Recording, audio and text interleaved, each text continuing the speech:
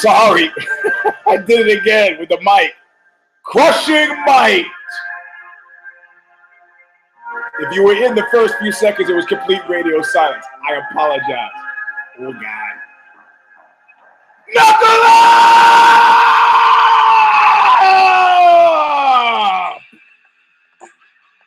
Yeah! Welcome, my friends, to a show that apparently never seemingly ends. Which I understand somebody's ripping off. Yeah. Write your own shit or I will approach you. We got lots to talk about today. But first, the words that kick it all off. Bob Riley, singer for Stigmata, upstate New York band, Calling It a Just. This song, intro, All of Nothing.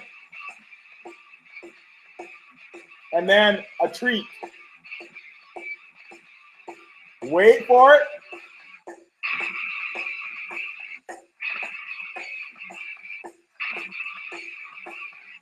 This is not the treat. I have a reading from a book I'd like to introduce you to. But first, this.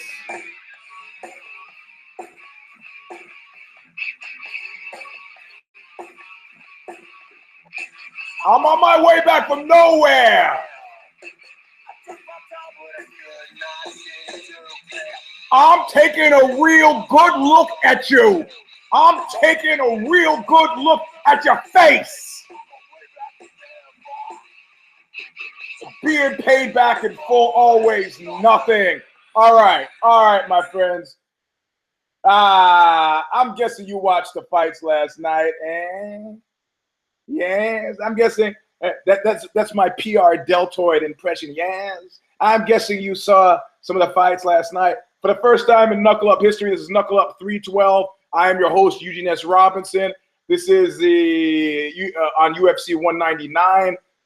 But I think I'm going to start with the Nazi thing earlier than any show I've ever started with before.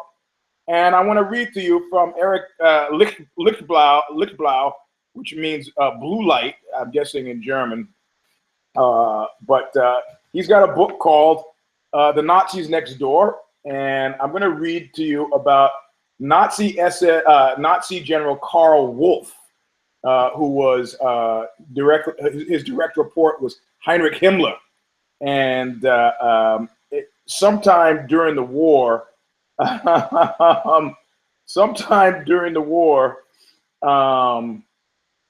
he had cut a deal with Dulles. And the deal he had cut with Dulles was like, look, I will surrender in Italy. They knew by early 1945 that the war effort was shot and guys were cutting deals. Some guys had started cutting deals in 1943, but everybody was cutting the deal based on their preference and their desire. He met with Dulles because Dulles was the bureau chief or an ambassador in Bern, Switzerland, non-aligned country. They sat, they had a nice fire, very super civilized.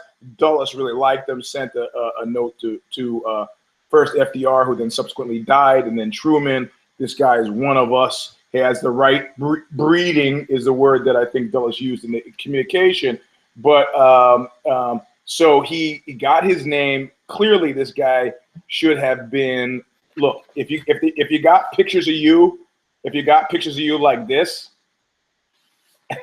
if you got pictures of you like that on the top picture, that's Himmler. He's in the hat. You should probably have been at Nuremberg, right? So he gets Alan Dulles, the head of what was OSS and then later the CIA. He gets him to sign off on skip Nuremberg trials. There was supposed to be a whole series of Nuremberg trials. I think they had a list of 2,400 guys direct what we were going to go. And after the second set of Nuremberg, I think they just kind of petered away. And so he gets like some kind of special treatment, right? Because he's going to work. I'm going to help you defeat the communist menace. And I'm just going to read this section to you. So Dulles writes a letter, vouches for the guy. He was not included on the first Nuremberg trial list at all. And he says, Mr. Dulles, you have to thank for this.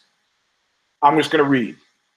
The bombastic Nazi general showed little gratitude. He was a leading general in the Third Reich, and he demanded to be treated like one. He was a true victim, he thundered to one Allied interrogator in 1947. Keep in mind, a lot of his buddies had been hanged already, right? So his continued confinement as a POW after handling Italy to Dulles and the Americans on, quote, a silver platter, end quote, was worse than anything the Jews ever faced under Hitler, he blustered. Keep in mind, his POW camp let him walk around in full military dress. He could carry a gun, and he used to take weekly yacht trips with his family. So this apparently was worse than anything the Jews ever faced under Hitler. Here is the quote that I'd like to read to you. A Jew is killed in the gas chamber in a few seconds without having an idea or even knowing it. My comrades and I have been allowed to die once every night for the past 21 months. This is much more inhumane than the extermination of the Jews, period, end quote. He was complaining, apparently, about not being allowed a second yachting trip a week with his family. He could come and go from the prisoner of war camp. It was like an apartment building, right? Okay, that's not the point. I'm not quite there yet. Okay, so then he goes on. He spent 4 years enduring this terrible treatment, yacht trips and the whole bit. And then he got a job in the German advertising industry. This is before he was pulled into the US and so on. He gets pulled into the US, whatever. That's not the point. The point is, after all this was done, he sent to Dulles a $50,000, and this is in 1947 dollars, a $50,000 itemized bill for lost time, clothing, and assorted legal expenses. And Dulles was at, he says, Wolf doesn't realize what a lucky man he is to not be spending the rest of his days in jail or hanged, and his wisest policy would be to keep fairly quiet about the loss of a bit of underwear. He might easily have lost more than his shirt. Look.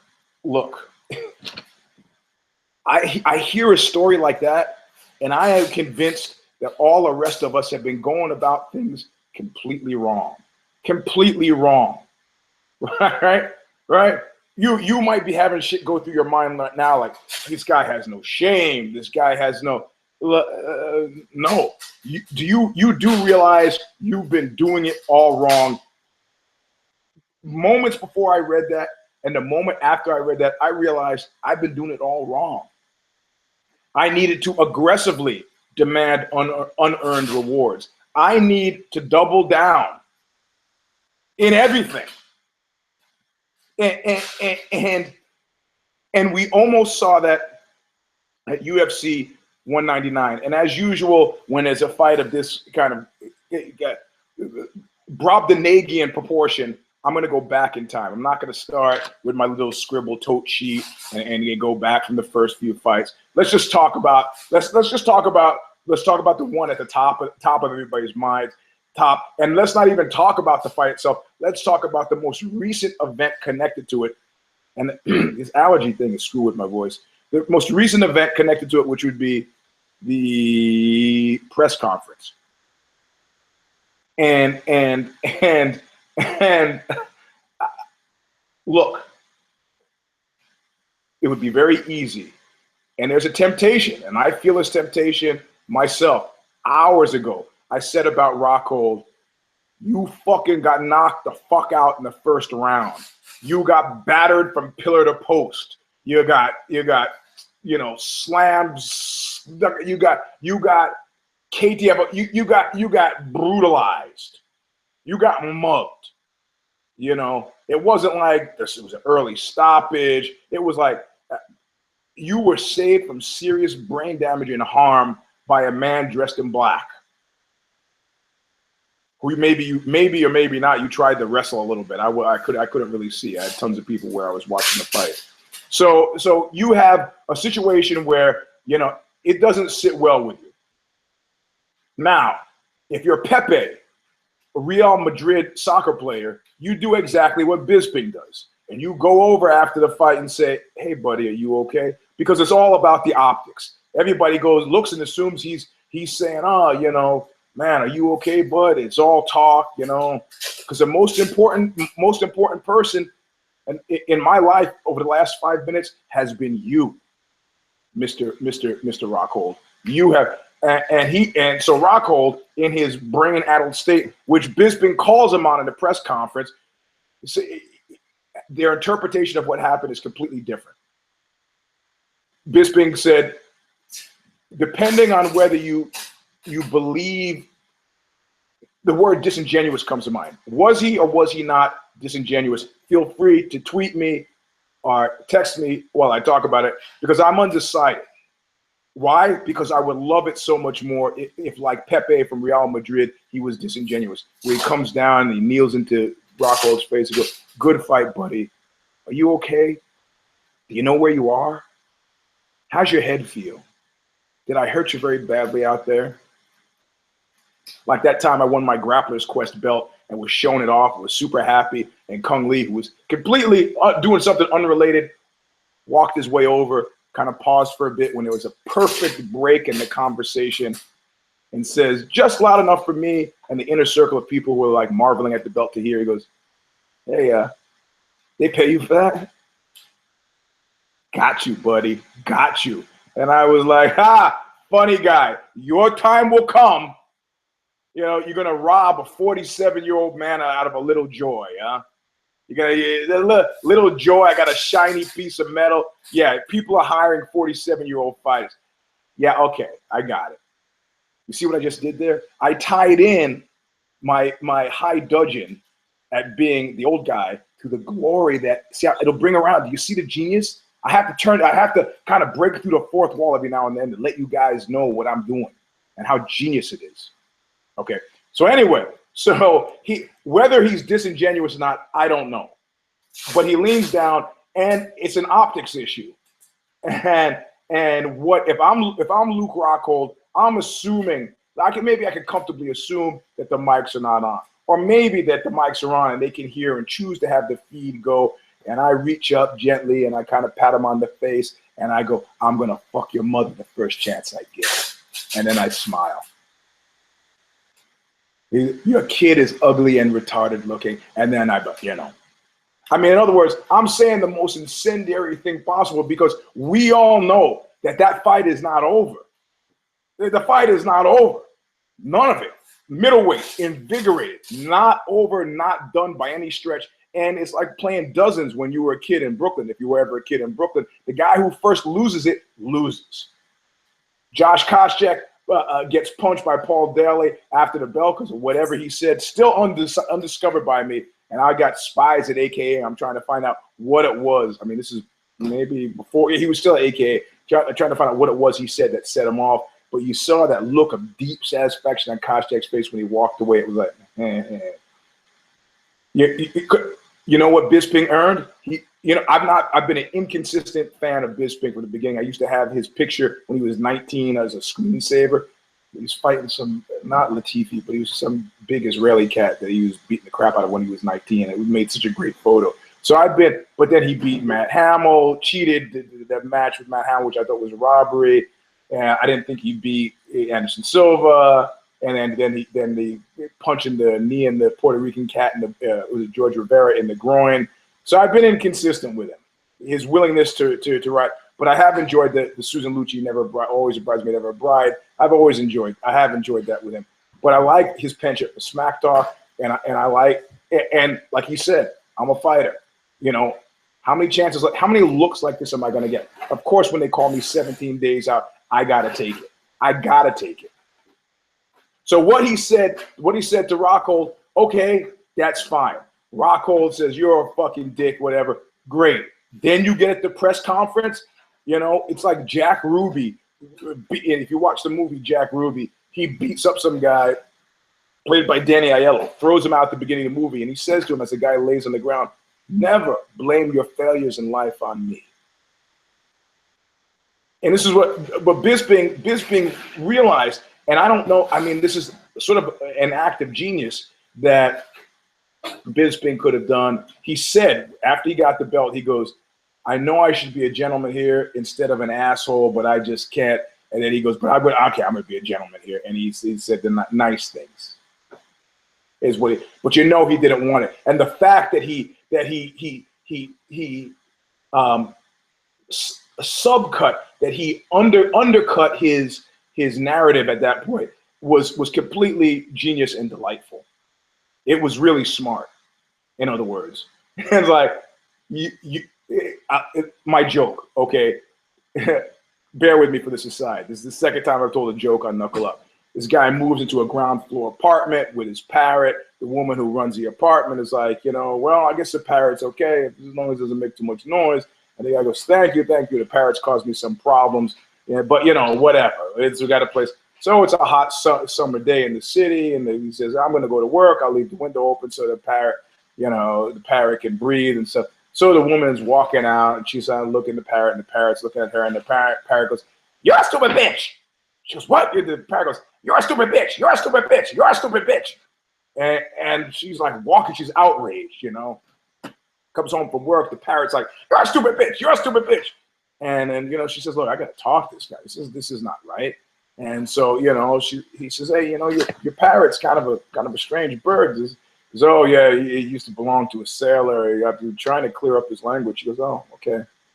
You know, a couple of days later, she's going out. The parrot goes, you know, she's walking out the stairs, and you know, the parrot, she's with her daughter this time, and she's like, this parrot. And the parrot's looking and goes, you're a stupid bitch. And she, mommy, the parrot goes, oh dear, and she goes, you're a stupid bitch. You're a stupid bitch. You're a stupid bitch. And she's like, oh my God, she's pissed, and she goes to the guy, you know, and she says, hey, listen, I'm out with my daughter. The parrot's calling me a stupid bitch. This has got to stop. If it happens one more time, you're out. You and that fucking bird are out. And the guy screams at the bird. We need this place. We can't keep going from place to place. So the next day or a couple of days later, the woman is walking out, and she locks eyes with the parrot, and then she's coming down the stairs, and the parrot are looking at each other. And she's walking down the sidewalk, and just as she's about to turn, the parrot opens its mouth. The parrot goes, you know. Sorry, I had to do that to you. But that's what Bisping fucking should have done, you know. I mean, yeah, you know, I mean, that's effectively what he did when he said, you know, I don't want to be an asshole here, so I'm going to try to be gracious. What he was saying at that point was like, you know. I lost 2 viewers because of that joke. Well, hey, man. Hey, I'm not trying to make a career of this. So of comedy. So he's at the press conference, and unbeknownst to Luke Rockhold, he actually created, was it the phrase casus belli, the cause for war. He has made his fucking return in the rematch probably the more interesting game in town. And I know some of you are texting me during the fight and tweeting and texting stuff to me during the fight like, oh, the mist is clearing around the wood pile. You think so? See, the worst part about being in the Lost Battalion is that everybody knows that you're in the Lost Battalion. Because if you're not in the Lost Battalion, if you're in the Lost Battalion, you don't see anybody. You have memories of them, but you don't see them. And if you look around and you don't see somebody, you know they're either dark starred or they're in the Lost. There's no mystery. You know, there's no mystery. Like what did I say? If you don't feed me and I'm still walking around a month later, you know, I figured out a place to get food. No mystery. You don't see the guy around you. He's Lost Battalion. So now people are like, oh my God, we got Junior Dos Santos out of Lost Battalion. We got Chris Weidman. Go, are you out of your mind? Okay, there's a line in Hamlet where he decides to have these players here. She's but in a fiction, in a dream of passion, force their soul to their own conceit, so that from all their visitors wait. So he goes into this whole bit where he decides to play out the murder of my father by my dear mother and his brother. And he goes, if they but blench, I know my course, right? So he's going to have this whole play done, the Shakespeare thing done. He's going to have the story told in a fictional way, the real story, right? Okay, so if you get a Junior Dos Santos and Chris Weidman, everybody knows they're Lost Battalion. Everybody knows that he's by this woodpile. Everybody knows this. Right? Everybody knows it. And I guarantee you, there is a fiction of the finiteness of the Lost Battalion, or like René Girard, the French philosopher, said, he said we have these periodic sacrificial crises. You know, this is what Christ was about. This is what other, you know, this bloodletting, and then we're okay again. So the idea is that we can forestall, possibly create a situation where we don't go to the Lost Battalion by having others go to the Lost Battalion. And for sure as shit, once somebody's there, nobody who's inside the cage is interested in having them come out. But if he but blench, I know his course. It's what's become super interesting at this point is what Chris Weidman does now as he stands by the woodpile, right? Keep in mind, I'm taking bets on this. Number one Vegas handicapper Eugene S. Robson is taking bets. Does Chris Weidman fight? I mean, keep in mind what Nate Diaz just said in the Esquire interview, where he says, I'm not chasing the belt, I'm chasing the money belt. And why would I fight? You know, it's sports entertainment. Sports can be sports, but entertainment. And that's why Bjorn Rebney is sitting at home watching it, because nobody gives a fuck about the best fight. They care about the best fighters. They care about the best fight. Because Nick Diaz and Conor McGregor, there's not a single belt involved, but it's schoolyard politics, baby. And that's the fight we want to see. So what does Chris Weidman do as he stands in the misty damp by his woodpile? What does he do? Does he ask to fight?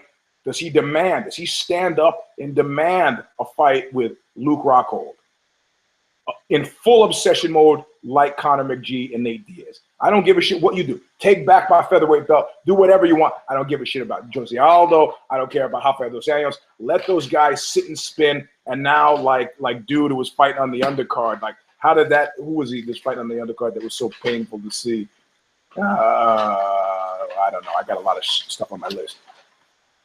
I am Chris Weidman, and I'm gonna right this wrong. And I demand that fight with Luke Rockhold. I don't give a shit that he's got the belt or not. Is that the smart money move? Absolutely not. In Conor McGee's case, the true believer move is also a smart money move, because nobody gives a shit about him fighting Jose Aldo at this point. Who cares? Nate Diaz, that's got a lot of juice behind it. That we care. And they announced that this fight, it was big news. Big news. Or does Chris Weidman say, well, clearly I'm in the business of getting belts. I want to fight a guy who I'm reinvigorated. Suddenly now his neck problems go away. His neck is not bothering him. So now he's okay to fight Bisping, who he thinks he can beat, right? Who else thinks he can beat Bisping? Well, try Dan Henderson, a revivified Dan Henderson who has beaten Bisping before. Or you know, Jacare Souza. Everybody's excited. But, you know, the fight that still has the most juice, and this is where if your manager is not, if you're one of these fighters and your manager is not sitting around and you haven't figured this stuff out prior to, you're fire your manager, get a new one. Because, you know, you had approximately, from when Luke Rockhold got knocked out to when he spit fire at that press conference, you had about 45 minutes. And at that point, whoever you are should have been tweeting out stuff, because when Luke Rockhold blasts with visibly emotionally affected, starts talking at the post-fight press conference, no humility, no humble, no subtone, no shock, no awe, no quiet. So I'm gonna kill you. I'm gonna smash your face in and kill you when I take my belt back. Kill. C-I-L-L. Kill. That's it. Eddie Murphy joke. Go back, look it up.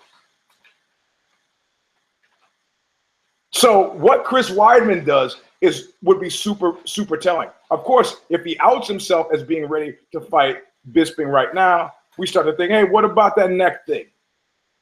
Didn't you have that neck thing? You had that neck thing, right?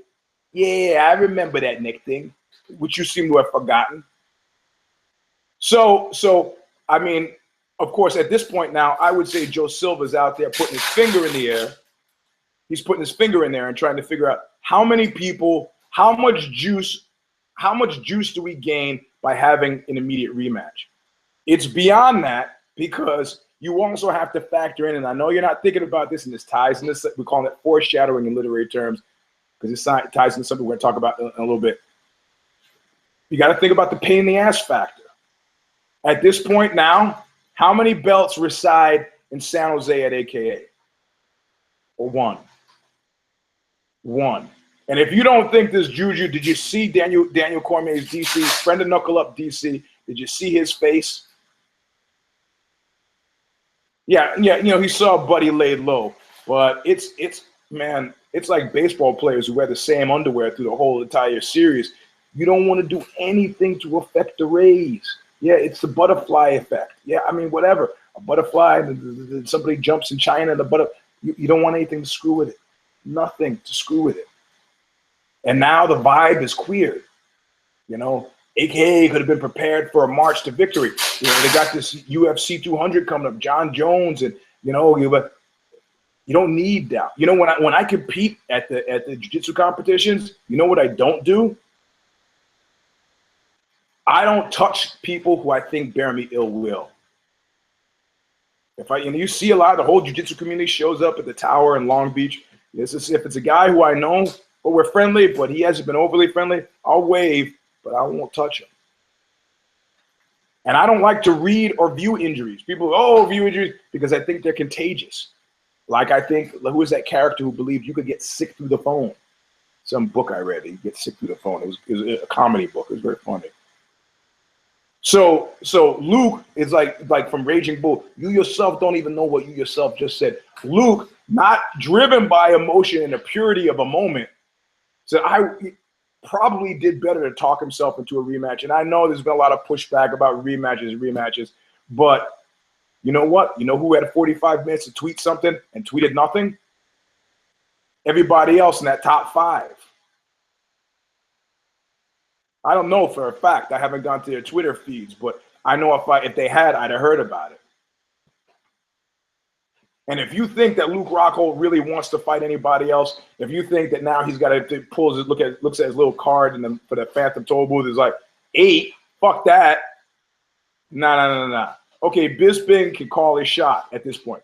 Bisping goes, great. I'll be glad to grant the rematch. And he said to him, he goes, hey, buddy, are you very jet lagged? You caught a 1-hour flight from San Jose to LA. You know, I came 6,000 miles on 17 days notice. I'm 34 fucking years old and I pasted you. Or 37, I think he is, however old he is. I destroyed you in 1 round. You know? Yeah, you beat me before. Was that a fluke or not? I'm getting better every day. And you? And I'm watching with a bunch of, I was watching with up at Trevor from East Bay Rat's place. I'm watching, and he's holding his hands low, and I go, when he gets back to his corner, his boxing coach is going to ask him, the fuck are you doing? The fuck are you doing? Keeping your hands down here. Street fight, what are you doing?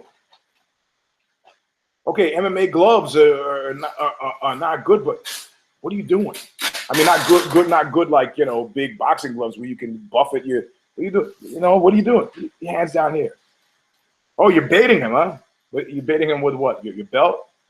He's good. He caught the bait. He never made it to that round. Never made it to that round. He says afterward, I mean, what makes it so delightful is that he's saying things that guys by the juniper bushes at the 7-Eleven parking lot might say after they lose a fight. Yeah, man, I didn't take that guy seriously, man. I tell you, if I get a jet, I'll kill him again. Come on. You're going to take a 37-year-old fighter who's been denied a shot, who's been doing this since he's 19, you know, ducked and dodged and screwed over and chopped and channeled, lowered, louvered, and he finally gets his Rocky moment. And you think that guy 17 days or not 17 days is going to show up? You see you have these two types of fighters. Bisping at this point in my mind is old school. And you got these two types of fighters who are ruined by sparring after sparring. Yeah, they're tough spar. You know, we call them gym athletes. Tough to spar with, but when they fight, they don't really show up. I'm not saying he didn't take the guy seriously. And they kept saying over and over again, and that's when I knew it was going to be a problem. He's supremely confident. What? Shit, I'm supremely confident. It doesn't mean that when I fought Chris Sanford in his underground fight club that he didn't knock me unconscious, because he certainly did. Southpaw. Part of it, I mean, this is from my experience of getting knocked out. Part of it is that, you know, he didn't spend the past 17 days accounting for the fact that stuff is reversed. It comes from a different place. But you did know 17 days out that it was going to be Bisping. It's like, I beat that guy already. You're not taking that belt seriously. You're not taking it. That shit is like the keys to immortality. And if you don't think that Bisping is going to take it seriously, you're crazy. And not only that, Bisping, like I said, each fight opens a door into some kind of secret occult knowledge about stuff that you don't even, maybe that you let your opponents know about and that you haven't even grasped. And that in this instance is like, he goes, I just finally figured out 17 days was perfect. I was strong. I had cardio. I wasn't injured. I now realize I've been overtraining. And there have been a slight building of chorus of voices who are like going, everybody wants to do the MMA thing, mixed martial arts, and they want to be as good as they can in every single regard, and they don't realize if you're overtraining in 3 or 4 different disciplines, you're cutting your effectiveness in half significantly in 3 or 4 different disciplines. So now he's learned something that will make it extremely difficult. And not only that, he's calling the shot. You want a rematch? Make it in London. Make it at a time that's convenient for me. Or you know what Bisping says? He goes, you know, screw that guy. I think Chris Weidman's a bigger fight, and I like to test myself, and I like to push it. What I'm hoping, because I think when I look at the future game plan, what I think is the most significant and compelling matchup would be essentially Rockhold. Rockhold, in my mind, talked himself out by being a sore loser. And out of all the people I know, I am the biggest. If I'm losing a chess match, it is not above me to throw all the chess pieces on the floor and they'll accuse the other person of cheating. And as bad of a loser as I am, I'm an even worse winner. And I love to see that was unscripted and very directly, very directly, the single, Mr. Mellow Santa Cruz, Luke Rockhold. And of course, not only that, I'm getting blasted during the fight by, I guess that's what happens when you have sex with Ronda Rousey. I was like, oh yeah, I forgot about that. So it was like you become a locust point, sacrificial crisis, you become the Judas goat. You become a locust point for people's hostility. I mean, if they're mentioning, you know, Ronda in the same breath as they're mentioning you, it's like, man, the sins of a community are now riding on your shoulder. So, most compelling, do I think that Bisping is going to hold the belt long? Probably not. You know, do I think that, you know, Bisping, he has a dangerous road to go. But Bisping was never Lost Battalion before. Bisping was never Lost Battalion. He was never even Major Tom. He was just bouncing around the Phantom Toll, mostly because the UFC was trying to figure out, still trying to get the calculus right on how to build the UK marketplace and whether or not Conor McGee was doing that for them effectively or not, which speaks to, you know, will English people be excited about an Irish fighter? And I don't think they've really gotten the math right on that. So Rockhold may have successfully talked himself. Jacare claimed he was interested, but all these guys have been given ample. They've been extended a hand up, like Nate Diaz says. We're making a fight. We're creating something there that people want to buy. Do it. And he said, if I hear one more guy, I'm paraphrasing Nate Diaz, one more guy said, well, I like whoever the UFC wants to put in front of me, whoever the Baldwin wants to put in front of me, Zuffa. It's like, man, you make the fights. Don't you realize that this is your business? I was just talking to my sister. My sister was hanging out with RZA. And I go, okay, at this Hollywood party, I go, when you first met RZA from the Wu-Tang Clan, when you first met him, were you shy at all about saying that, look, I'm a Grammy-winning singer? A Grammy-winning singer. Do you know? Yeah. And she goes, absolutely not. And I was like, yeah, this friend of mine played some private party and Uma Thurman was there. And I go, you realize that we have friends in common with Uma Thurman? He's like, who? I go, Ingrid. Ingrid was friends with her. That's your in. Did you talk about Oxbow? He's like, well, no. It's like, man, you got it. We're in show business. Show out, Yeah. Ben Askren has learned that being the best gets you what? Exactly. What? No. You don't even have to. I mean, it's not like Nate's got a special gift. But he's not like he's a big smack talker. People haven't really, Conor McGregor took and improved what he worked on. But in the face of his press conferences with Nate is just a truth teller. Hashtag white belt. Boom. Done. That's not smack. That's not shit talk. That's not trash. Well, what do you think, Nate? Not surprised, motherfucker. Yeah, there you go. So I think if I am Bisping, I take Rockhold again, because it should be a trilogy. It could be sold as a trilogy, and losing to Rockhold again, it's going to be a big money day. And you tell Weidman, Weidman stays by that woodpile, because even if he starts making lit music about fighting Bisping, if I'm Bisping, I go, wait your turn, son. Why don't you have the fight with? How about this? I'm gonna torture Rockhold by making Rock go hit him. It's like some weird sex scene, like Elvis used to make these girls wrestle in front of him. You start wrestling with her. If I'm Bisping, I say, you know what? Hey, Weidman, tell you what. You want to talk to me? Talk to me after you have your fight with Rockhold, and then we can talk. And Rockhold comes, I want my rematch immediate. You're not calling me fucking shots around here. You understand that? You do know where you are, right? I mean, sometimes that kind of truth telling can be wonderful. Absolutely, absolutely wonderful. Right? I mean, sometimes people have to be reminded who they are, where they are, right? They have to be reminded. I had a situation, some guys giving me a hard time, and I did my house situation, and I was like, hey, man, I own this place. I don't know what you're thinking, but this is. Let me explain to you where you are. So I mean, this moment happens a lot. So I'm Bisping. I'm presenting my nuts to the world for them to leap upon, and I'm like, you fight you. Do I fight Jacare next? That doesn't amuse me so much.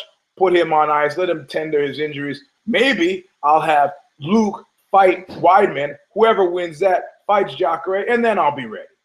Until then, I'll be signing autographs. Until then, I'll be whatever guys with belts do. I'll be wearing it to the supermarket.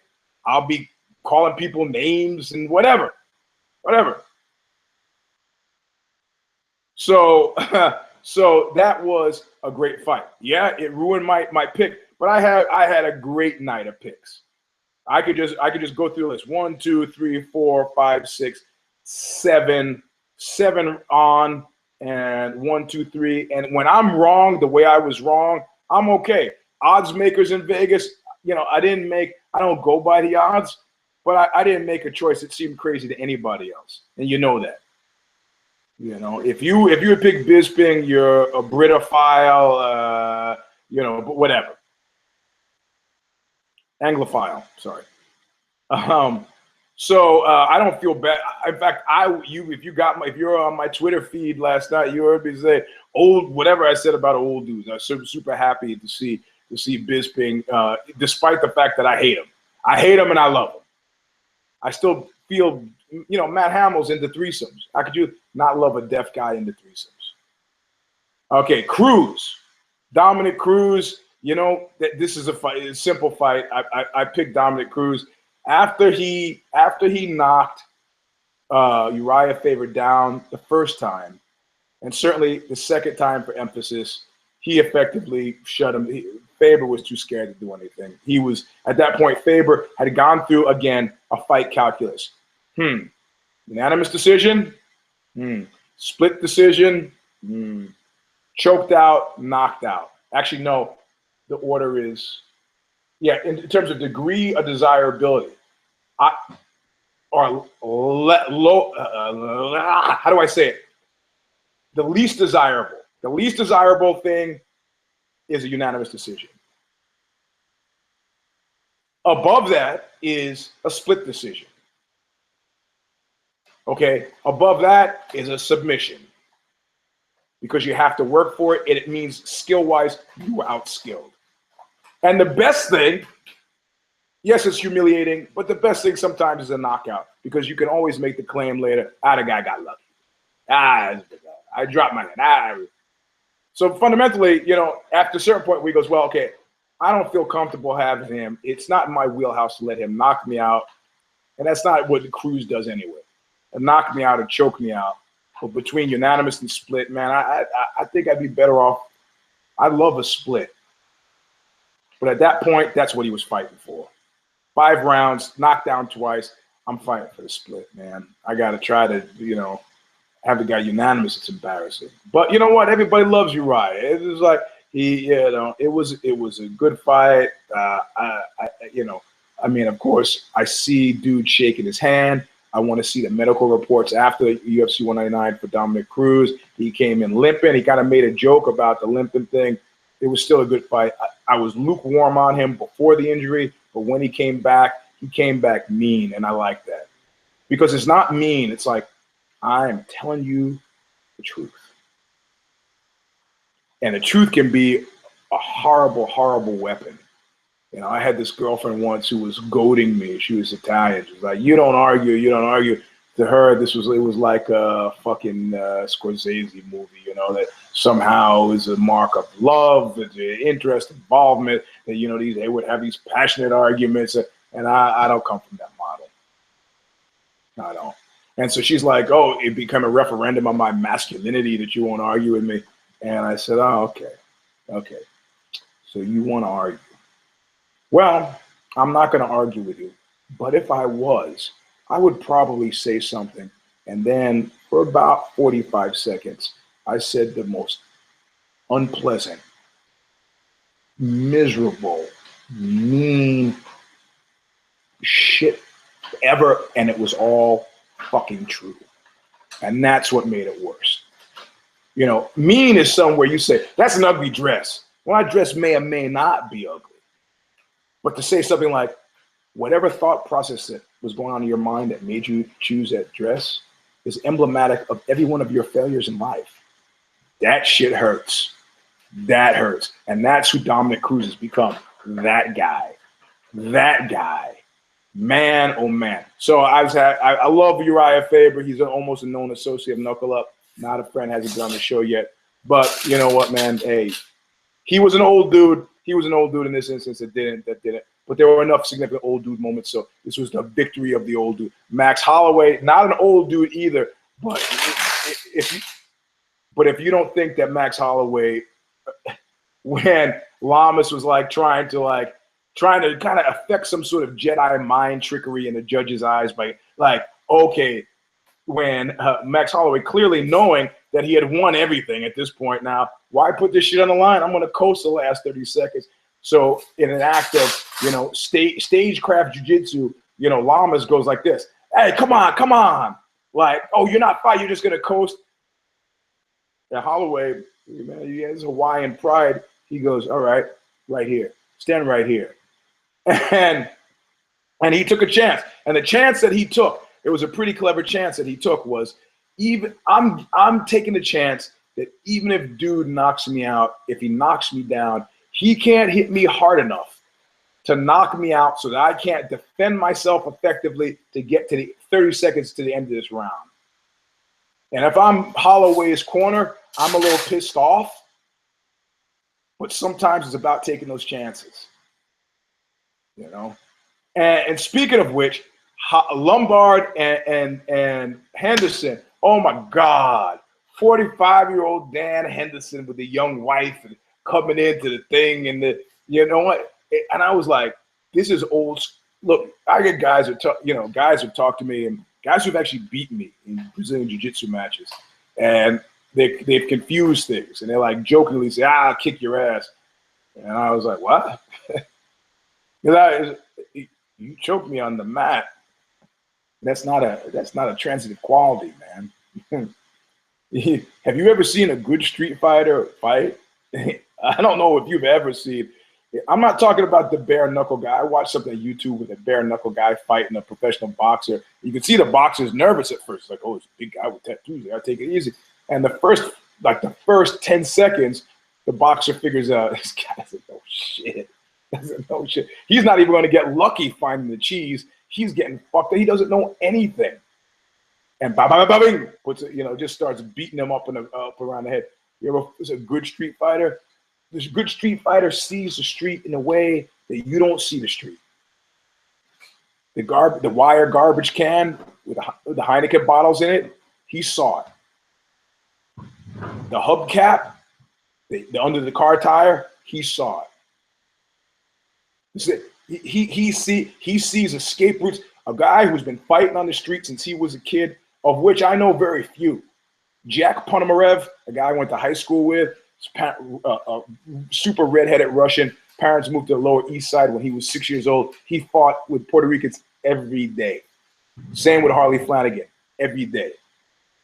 Harley Flanagan's got MMA matches. You can see him online. He can't use garbage can tops and broken bottles, but use it and willing to use it. Not a sparring fighter, a street fighter. So Holloway goes right here. You got that Hawaiian pride going. Oh, you're going to clown me the last 30 seconds. You're going to try to have some sort of an effect. You're going to try to come out of this with your pants on. You're not coming out of this with your pants on. Very specifically, you're coming out with your pants off. I picked Holloway to win. It was great. Lombard, however, he's like, people will look at that. I do shit like that in jiu-jitsu. I choked the guy. How did I choke him today? I don't even remember. I don't even remember how I did it, but it was what Sorrell would have called a bullshit move. Why? Because it's not systematized. In other words, I couldn't teach it, and it won't routinely happen again, and it was borderline dirty, even if it caused enough pain for the guy to tap me out. Americana, Kimura, triangle, these are standardized moves that we give credit to because they're effective.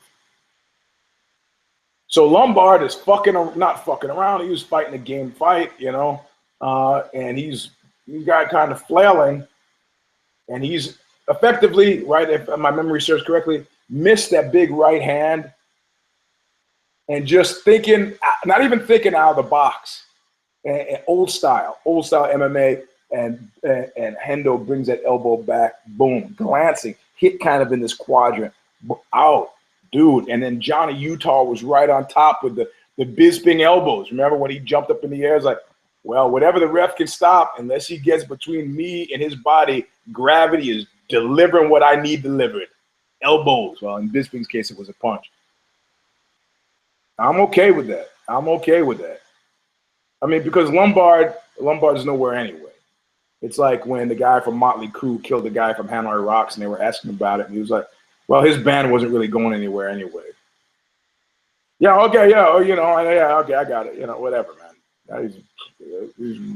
I like Lombard. I picked him to win, but him not winning, I'm okay. I was screaming for Hendo. got old dudes. You know, because why? Because finiteness makes you fight differently. I picked Dustin Poirier. Somebody who's been to because of Comcast fucked us. There are dropouts. Somebody keeps telling me about that somebody moved from care. They don't care. I haven't seen that I think the first fight of the night yet because that wasn't on Comcast. But it was just I had viewing difficulties. I do have Fight Pass, so I'll watch it again. Not in time for the show because other stuff came up. I picked Dariush, who was like fought like a man possessed. Ortega, who was great. The question is, if you think about Ortega and dude, do you think that I'm going to make the bold claim that he was doing the dream crushing, spirit crushing thing of waiting to the very end before pouring it on. Why not? At that point, he figured, I think I have this. I'm pretty sure I have it on points. But what's going to happen now? I got an old man across the cage from me. And again, Clay Guida is an old man, but Clay Guida, you don't see me fighting Chris Sanford anymore. And I'm on Golden Pond, baby. Clay Guida is going to get in there. You got to pay the price. Dan Henderson didn't have to pay a price. He gave a price. He sold something, didn't buy something. Bisping sold something, didn't buy something. Clay Guida, I know I'm going to get to that. Hold on. People are asking me about journalism. So I think that he's good enough that he said, you know what, let me try this. The last 30 seconds. I don't get anything. I win the fight, the decision. I get something. I come out looking like a rose. I lose nothing. And here's where Kid Nate and I parted ways. He picked Penne. I picked Andrade, Jessica Andrade. She won. Kid Nate. And Kid Nate also picked Vic over Dariush. Alex Casares. Bristol call it Bruce Leroy. That was a great fight. And Tom Breeze sort of fucked me over. So I don't feel bad about being fucked over by either Hendo or Bisping. The Tom Breeze, Sean Strickland thing, that kind of bites a bit. But what the people are texting me now, and I know Kid Nate doesn't really want me to talk about it because the guy's a coworker and a friend of his. But I want to explain something to you about the Ariel Helwani thing. You do realize that the UFC, I don't know about the small print that's printed on your ticket when you buy a ticket to the UFC. But after I haven't been live reporting a show live from the UFC since Anderson Silva got his legs spaghetti right in Vegas. I haven't been, and I certainly haven't gone through the credential process. They've made the credential process more difficult than getting a visa to North Korea. And I'm just not, and also incidentally, journalistic ethics, at a certain point, I gotta say, it's unethical. Now, I used to love when Bellator, when Scott Coker owned Strikeforce, and they'd have the fights in San Jose, and you get there early, and the media people would feed you and stuff. That shit is unethical. If you do it for the UFC, you have to sign a journalistic code of ethics. You have to you look at cage side and you see all these people sitting there impassively. That's part of what the contract they signed to get those seats. You can't be sitting there cheering for people. First of all, if you're that close, you're on TV. And I tell you, Joe Silva tried to take the shirt off my back because I had some URL on my chest. You can't do that.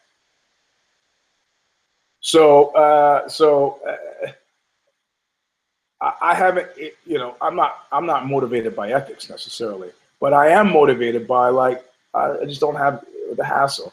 I mean, and keep in mind, if I get a credential in Las Vegas, it doesn't come with a free plane ticket. And I guarantee you, Kid Nate is not paying for any plane ticket for me to go to Vegas. So it was a money loser for me all around.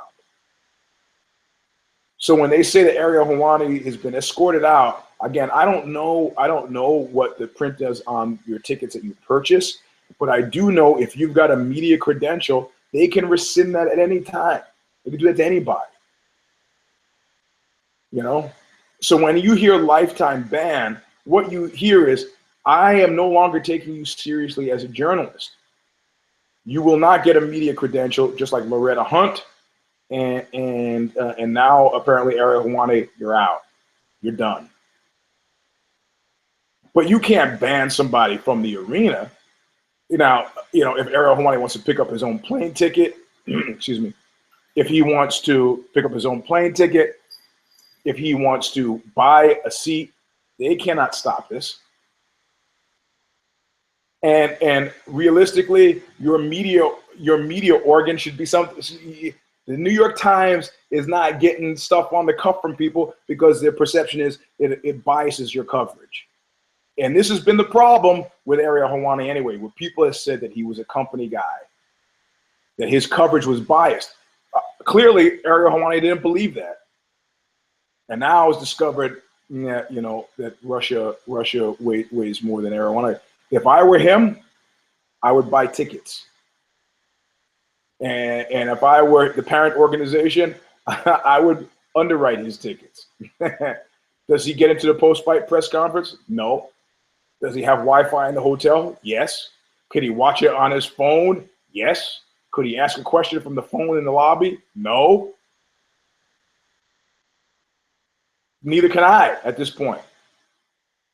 So I guess I'm in a strange position of defending dude. But it's like, I was depressed once some girl had dumped me. And my roommate at the time was like, well, she hadn't dumped me. She was giving me the chimp chill out, just floating away. And I was like, man. And he said he wised me up. He tuned me back into the optics. So we make full circle with Rockhold and Bisping. He tuned me back into the optics. He goes, hey, man, if Mick Jagger's girlfriend leaves, how do you think the news stories read the next day? And what do you think Mick Jagger actually loses? Now, I don't know Mick Jagger, but I got his point. Another buddy of mine, I was being upset about some girl, and she was a singer of note. Like if I told you her name, you'd say, oh, I've seen it in the newspaper. She was a celebrity, right?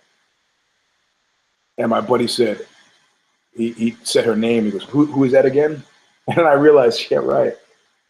There's a very certain small subsect of people who know who this person is. Outside of that, you didn't know who the fuck she was. She's nobody.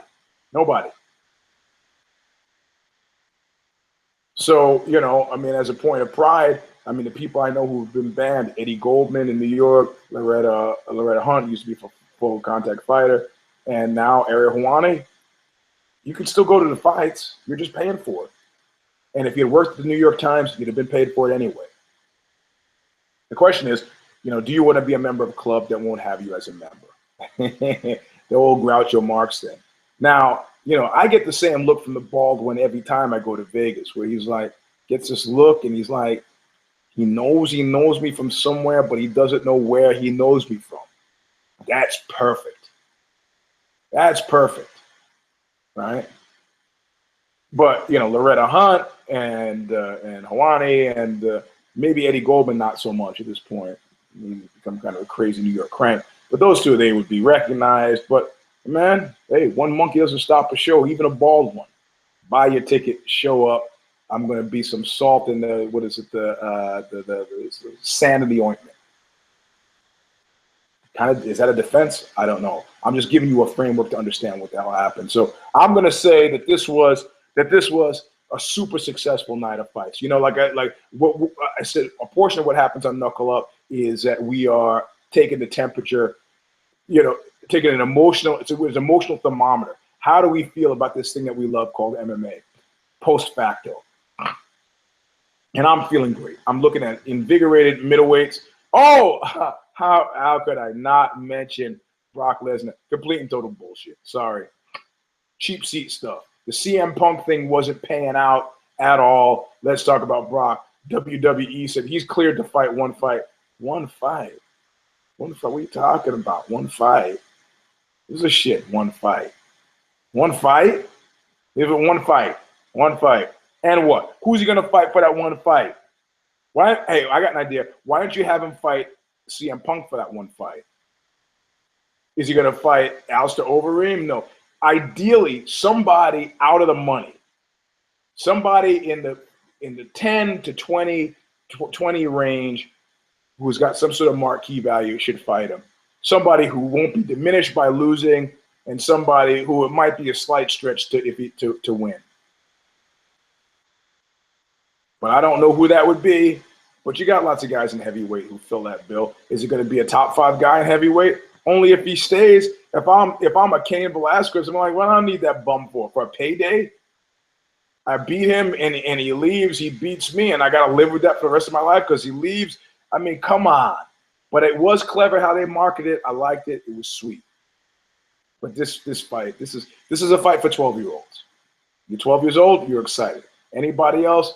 I mean, it's going to be a tough thing for me to swallow with Joe sitting there like he was like, this is the kind of guy that rips your arm off in your front and beats you to death with in the front yard. I was like, yeah, man, you and I know.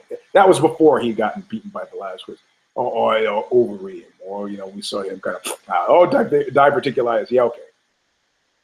So in my mind, non-story. If you want to make the case, that it's a story, I'm all ears. But I'm looking at unless you're 12 or 14 and you find yourself excited about Brock and you're not a sadist. If you're a sadist, you should be excited. And that's why I'm a little bit excited. I'm neither 12 nor 14, but I'm a little bit excited because I'm a sadist. But I don't think the joke is going to be on Brock, because I think they're gonna stage manage his opponent, and then what? And what? We get nothing. So I think I've covered all the bases. We got the Nate Diaz, Conor McGee fight, Juice Baby Juice. We got Johnny Boney Joni in DC. The next few months are going to be exciting, and my prospects are buoyed. And I have to say, much like the Nazi general Karl Wolf, if you are in the fight game, you got to understand that demanding unearned rewards, the crazier, the better. That's how Nate got the fight. Except in a very Nate way, he goes, how are you going to tell me I'm making less money than the guy who I just beat? How are you going to tell me that? What you're telling me is that there are other people like me that you could put in the cage and you could make just as much money, and to which I say, go find them. You can't. There's no. I mean, this is the great thing about the Diaz's. There's no trickery here. No 3-card Monty. Find the red. Find the red. Find the red. It is what it is. I can't a nickel less than this guy based on what? Can he make that same money by fighting who? Who? So come on, let's do business like adults, not assholes, which is a famous line a German guy once spoke to me when I had said something unkind about his mother. Anyway, that's the end of the show. This is Knuckle Up number 312. I am your host, Eugene S. Robinson. S standing for so satisfied. We went a little bit over, but I'm pretty sure you can comfortably deal with it. We'll see you. I don't think there's got If I Did It later on this week. I don't remember if there's a Care Don't Care preview. You will figure it out. Anyway, thank you guys. Thank all 75 of you, sometimes 82 of you, for sticking around. The rest of you can watch it Monday, like a face punching Monday, like everybody else. But read the description. Go back to Bloody Elbow and read the description, because I put a story. I got this great video where I talk about almost dying from the same drug that Prince overdosed on. And yes, I took it. And yes, it was a public admission of drug use, but it wasn't recreational. It was actually medical and functional. So it's an amusing video. I'll put the link up below the article on Bloody Elbow. It won't be there on YouTube, I don't think. Anyway, all right, we'll see you soon next week. At Eugene S. Robinson for Twitter, and I lock it because I want to know who's at the party. Sorry, Facebook is already filled up, but you can join my Facebook author page as well. Anyway, we'll see you soon. Look what you made me do!